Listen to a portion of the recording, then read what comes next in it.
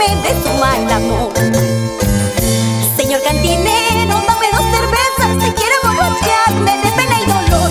Quiero olvidarlo a un mal cariño, quiero olvidarme de su mal querer.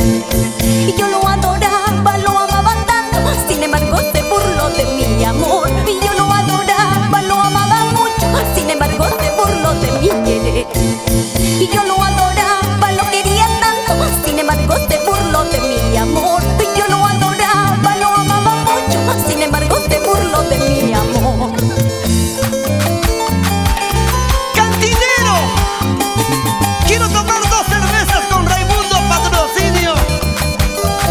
Queremos discutir quién es más traicionero, el hombre o la mujer. ¿Y por qué? ¿Por qué nos tienen que adornar? ¿Por qué? ¿Cuándo dirán ustedes que sí? Ustedes son los más traicioneros.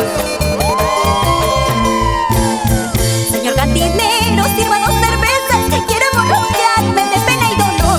Quiero olvidarlo, aquel mal cariño, quiero olvidarme de su mal amor. Señor cantinero, sirva 2 cervezas, quiero emborracharme de pena y dolor. Quiero olvidarlo, aquel mal cariño, quiero olvidarme de su mal amor.